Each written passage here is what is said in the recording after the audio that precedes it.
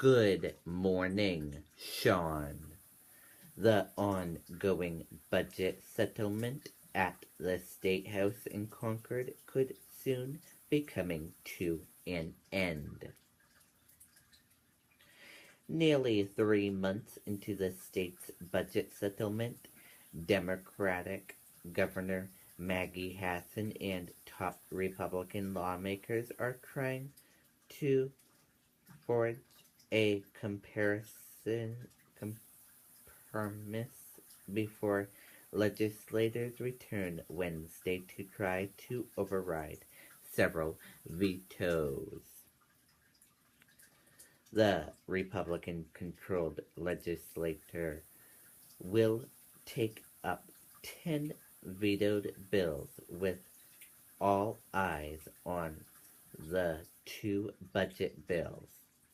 Hassan vetoed the legislature's $11.3 billion two-year plan late in June and a short-term spending plan on budget levels is causing difficulties for state agencies and leaving social service programs without expected increase. Republicans don't have the necessary votes, 2/3 in both chambers, to override Hassan's veto, forcing both sides to seek a deal. Neither legislative leaders nor the governor are saying much about the negotiations.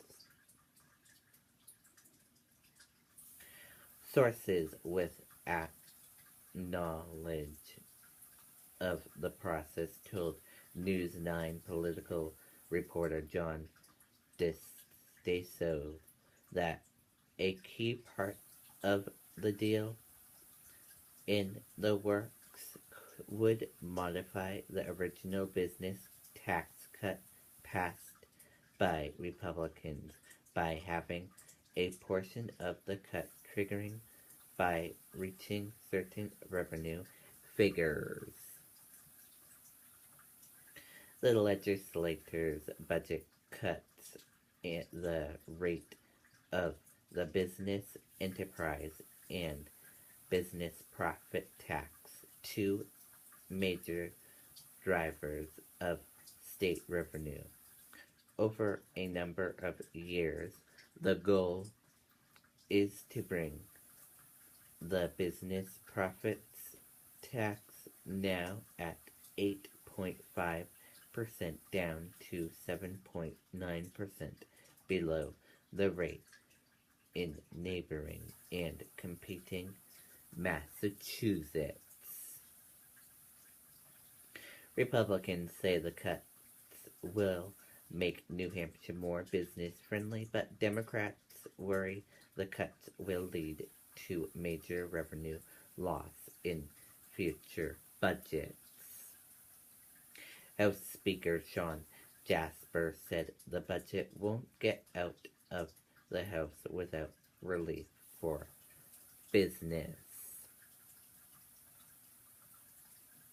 Hassan's office says her primary opposition to the proposed tax cuts is that they are unpaid for. Hassan has offered to cut the tax to 7.9% in 2016 in exchange for rising the cigarette tax and car registration fees, among other changes. Republicans say raising tax is a non-start, but they have proposed restoring a pay raise for the state employees that had been in Hassan's original budget plan. Neither offer promoted agreement. Other proposals on the table included cutting the tax rate marginally in this budget and letting future legislators cut it further, or including a sunset provision that would allow the tax cut to expire in several years. If a deal can be reached, it is still must negate through completed politician dynamics in the House, where the Republican caucus remains divided. Democrats are in the minority, but they held a caucus circle blocks of votes. Minority leadership said if the governor signs off on a deal, they'll stand behind her.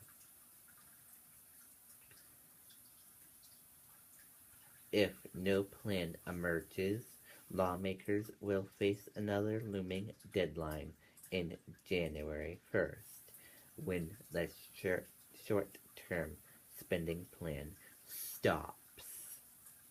On both sides, leaders say they're hopeful the settlement will end Wednesday.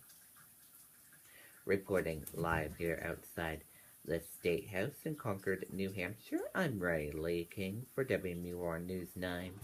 Sean, back over to you.